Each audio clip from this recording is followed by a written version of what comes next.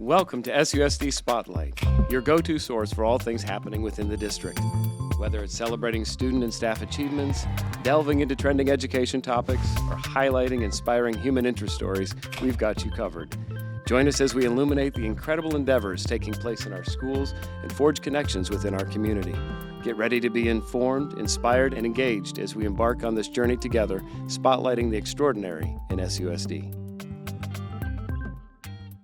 Welcome to another episode of SUSD Spotlight. Today we are excited to have joining us in studio Melinda Morrison Gulick, the Chief Executive Officer of FirstThingsFirst, but I would argue maybe more importantly, an SUSD legacy. Yes. So Melinda, welcome. Thank you so much. I'm honored to be here. So perhaps you could tell us a little bit about your time coming through the Scottsdale Unified School District system before we get to what led you to become the CEO of FirstThingsFirst. Sure. So I was a new student at Cherokee Elementary School about halfway through kindergarten. And I went to Cherokee from kindergarten through 7th grade. At that time, then Cherokee became a K-5 and Cocopah became 6, 7, and 8. So then I transitioned for my 8th grade year to Cocopah. And then I went to Chaparral and I graduated from Chaparral in 1991. Very exciting. And where'd you go to college after you left? I went to Southern Methodist University in Dallas, Texas, where I studied broadcast journalism. And I loved SMU. I had a wonderful experience there. My mom gave me some really good advice. And that was that SMU was a Division I school. So it had sports, even though we were just coming off the death penalty from football. It had sports, it had a Greek system, it had a good reputation, but it was a small school. Mm-hmm. So at that time, there were 8,000 total students, really only 5,500 undergraduate. So I had all of the big school experiences at a much smaller environment. It was a really good fit for me. But I'm not a Texan. Scottsdale is my home. And I was anxious to come back after school. Did you feel that your high school experience and your educational experience in Scottsdale prepared you for success when you left? Absolutely. One of the things that I was able to participate in at Chaparral in particular was an organization called All Stars, and it was a leadership club. And we did all sorts of peer-to-peer mentoring, and we did a orientation process or program for 8th graders coming into Chaparral where they came on campus for a Saturday and we gave them tours and did workshops. And we were the facilitators. We were the leaders. And that set me up, I think, for a long career, not only in college, but post-college of being that sort of facilitator, organizer, program person that I still am today. So when you came back to Scottsdale, what kind of work did you do? Well, I had a funny career path, but a great one for me. So my first role, I worked for a local computer software gaming company in PR. And so this is a long time ago. We were selling games that were on CD-ROM and you put them in your computer. Yeah, I was going to say, what's a CD-ROM for listeners? For the listeners, for the younger listeners, a CD-ROM. And they were basically packaging second-run games in a gimmick called the 5-foot 10-pack. So it was 5 feet tall, and there were 10 CD-ROMs in there. They developed some of their own games, and then they had video compression software, this is long before DVDs. So I was doing PR for them, which was great. And I got a chance to go work for Arizona's largest children's nonprofit organization serving children birth to 5 called Southwest Human Development. Uh-huh. And I went to work there in fundraising and development. The beautiful part about being in a nonprofit at that stage in your career is you get a chance to do everything because you're chronically understaffed. So I got that experience and a taste for nonprofit work. I left Southwest Human Development and became the executive director of Scottsdale Leadership. And I was there for about 4 years. And then I went to work for Desert Foothills Land Trust, which is a conservation organization serving Carefree, Cave Creek, and the Desert Foothills. I liked that. But I really missed the people part of the work that I had done before. And I got a call one day out of the blue from a nonprofit executive colleague who said, I have the perfect job for you. Send me your resume. And so I said, well, I'm not really looking for a job, but okay. And I went to work for D&B Associates, which is a local real estate development firm. And I originally was the town manager at DC Ranch. Okay. And I worked, my career progressed there, and I left there about 5 years ago as a member of their senior executive team. And that was an amazing place to work. It was an amazing culture, very engaged. I loved the work that I did there. And just by chance, one of the M in DMB, he was the father of two of my classmates at Cherokee, Cocopah, and Chaparral. Oh, Wow. funny. So this is they talk about 6 degrees of separation. Yes. Scottsdale is about 2 degrees of separation. And so now you're the Chief Executive Officer of First Things First. So coming back to those early childhood experiences, and you're doing statewide work. Tell us a little bit more about what First Things First is and what drove you to that position. Sure. So First Things First is Arizona's early childhood agency. We were created by a citizens initiative in 2006, and we're funded by the tobacco tax. So about 40% of the tax revenue generated from tobacco products in Arizona funds the programs of First Things First.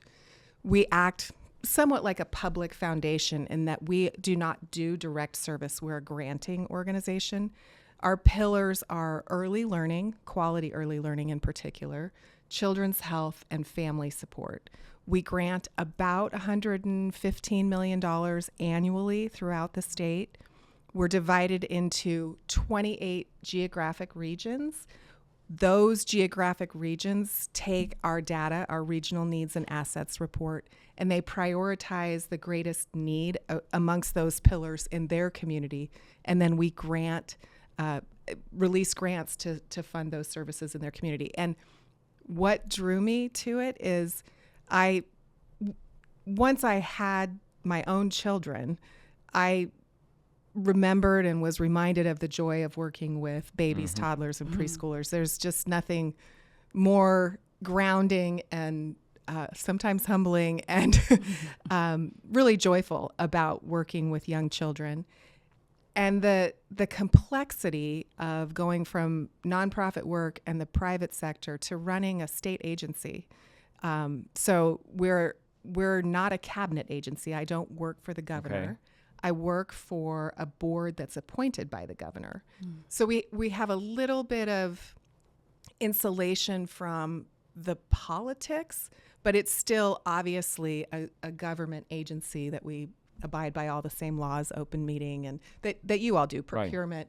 And I call it brain work and heart work.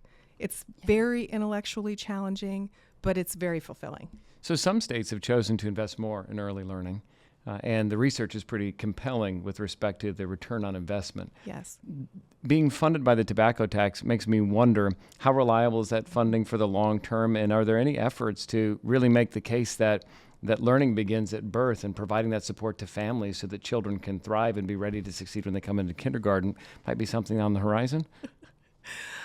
It's like I gave you that question to ask me. I'm so appreciative. So tobacco tax, luckily, from a public health perspective, it's a declining revenue source. So we started, our highest year of revenue was about $170 million. And now we're generating in about $105 million. A year. We're able to grant more than that because we have some reserve funds. But we're not in the business of saving money. We're in the business of funding programs. So we'll spend down those reserve funds over time. So the case for investing in early childhood it's a multifaceted discussion. So first, for the workforce, the connection to from childcare, early learning to the workforce is so compelling. 60% of Arizonans birth to 5 live in a house where all adults work. So 60% of Arizona is in need of some type of childcare. My own children, by the way, attended a community learning program at Cherokee. They had an amazing experience in preschool there, so I would highly recommend that Thank to you. listeners. Nice plug. Yes. So if you don't have a quality, affordable, accessible place for your children to go, you're making a choice as a parent or a caregiver. Am I staying home or am I going to work? And we know that we have a workforce shortage. We know that we're creating jobs in Arizona faster than almost any other state in the country, which is exciting, but we don't have the workers to fill those positions. And so solving childcare right now for today's workforce is incredibly important. At the same time, the jobs we're creating over the next 20 years, we don't have even enough population to fill those roles. And so we must invest in quality early learning with every child in Arizona so that those kids are ready for the workforce. 90% of brain development happens before the age of 6. All of your executive function, critical thinking, the social development that you need for your life starts before kindergarten. And those kids who show up ready for kindergarten are way far ahead of their peers who have not had that quality early learning experience. So we call it the workforce of today and the workforce of tomorrow. And yes, we have lots of ideas for further investment in early learning in Arizona. The state just made their first investment in child care assistance in 15 years. There was $12 million that the legislature allocated to DES for child care assistance. That's tuition supports for income eligible families. They haven't done that in 15 years. $12 million is, it held off beginning a wait list for child care assistance for 1 month. So the need is great. So on August 1st, the state implemented a wait list. So if you're an income eligible family, you might qualify for child care assistance just like you might qualify for another support or benefit. But there's no funding there. So those families will go on a wait list, and then those parents or caregivers can't go to work, or they're finding less than desirable places for their young children. Well, that's a pretty compelling case for an investment. No kidding. And you advocate for so many in so many different ways. So whether it's for the early learners and for childcare and early learning development, or in our community and for our schools, you've been recognized for your leadership and your service. What continues to inspire you that you are so vested in this community and state? Well, to whom much has been given, much is expected. I was just on the phone on the way here that my life story is not as I would have written it. My career path isn't. You may or may not know that my husband passed away about 5 years ago. I never anticipated being a solo parent. But really, it was that community of Cherokee, my still friends from elementary school, and the families that we made friends with when my kids started at Cherokee, they really rallied around us and provided that extra support, that village concept. And so we're very, very blessed, even though it isn't exactly as I would have written the story. It's a beautiful story. I grew up in a family where service was part of our expectation, and my parents modeled that for me. My mom is still very invested in the community. She's still an active volunteer with Family Promise, which is a local nonprofit serving homeless families. My father, he modeled that as well, both service to community and service to family. And I've had all sorts of wonderful experiences as a result of getting involved. You know, your life is sort of what you make it. And so I've had just grace and lots of wonderful experiences and made wonderful relationships. And as a younger person, like when I was at Scottsdale Leadership, the mentoring of some of those longtime community leaders who are also very vested in SUSD, that really sort of brought me up in the community. And now I hope to be doing that for people who are younger than me because I'm now one of the older ones. Well, what I find most interesting and impressive, and I was reminded of just the other night when I heard you speak, is that you were a champion for our schools long before you had students in our schools. Mm-hmm. And is that because of the experience you had growing up in our schools, or again, is that just that sense of community and service? Well, it's both. So I started on the Yes to Children committee because I worked at DMB. And DMB built master plan communities, one in the Scottsdale School District, right? DC Ranch and Silverleaf are located in the district. And the developer, DMB, had set aside some land, both for Copper Ridge Elementary and for a middle school. But there was also land there for a fifth high school. Right. And way back when I was at Scottsdale Leadership, I served on that fifth high school committee to determine whether or not a fifth high school at that time was needed. School facilities funding has changed a great deal since then, but I was interested in that project. Then full circle, I went to work at DMB, and it made sense for the real estate business to support the local neighborhood public schools. They're one of the primary drivers of our quality of life, and obviously the largest contributor to our property values. And we have an interest in having, and it obviously exceeded our wildest expectations at DC Ranch. So I got involved on Yes to Children in 2004. I didn't have my first child until 2013. Wow. And so, but I love the people. I love the energy. I love the schools.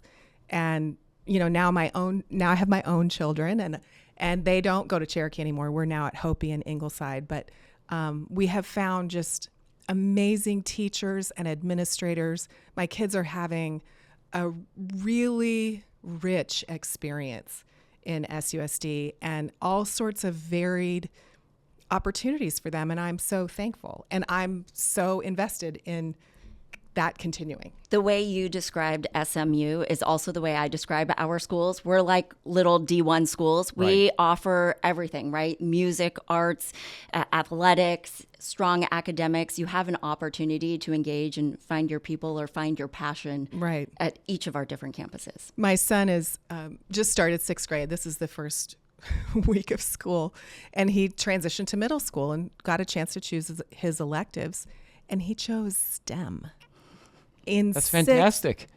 In 6th grade. I mean, we didn't have that opportunity in middle school, when I was in school, and I'm so happy that he's finding something to catch his attention that's beyond, sports and NBA players and football statistics.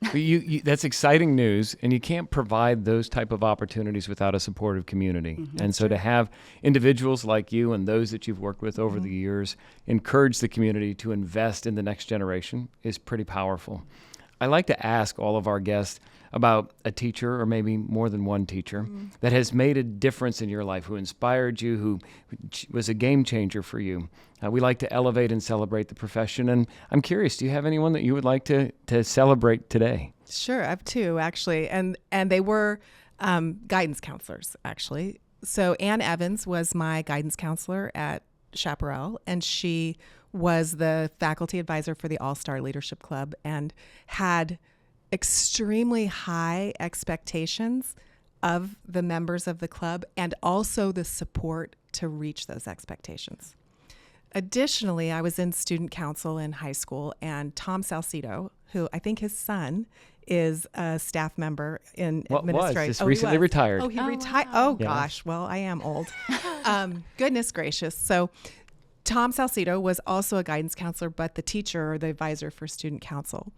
And I still have the letter of recommendation that he wrote for me to go to college, because it was the kindest, most inspirational. If somebody else sees you that way, reading those words, those are 35 years old, makes you believe that you are that person. And we've stayed in touch. He lived at DC Ranch, as a matter of fact. His sister was the principal of Chaparral for a long time. They were very invested in Chaparral, in SUSD. And so those two, in terms of the way they had high expectations, support for you to reach those expectations, but also were inspirational. It was so, yes. And I had many. I Mrs. Gomes, Ms. Patrick, Mrs. Fellows. I mean, so many of my teachers, going all the way back to Mrs. Exum, my kindergarten teacher at Cherokee in 1979. The ripple effect of the impact of quality teachers, quality professionals who are, like to your point, see the potential. And then you've lived up into that and truly are an SUSD legacy. It's been a joy to be able to talk about your story. I want to personally thank you for the ways in which you've invested in our district and continue to invest. And I'm so glad that your two children are having a great experience in SUSD. Me too. Thank you so much for having me. I'm honored. I want to thank you for tuning into this episode of SUSD Spotlight and encourage you to sign up wherever you listen to your podcast and listen frequently as we continue to share the good news about the great things happening in Scottsdale. And we hope that you will share with us your ideas for future podcast guests. Log on to our website, susd.org/spotlight.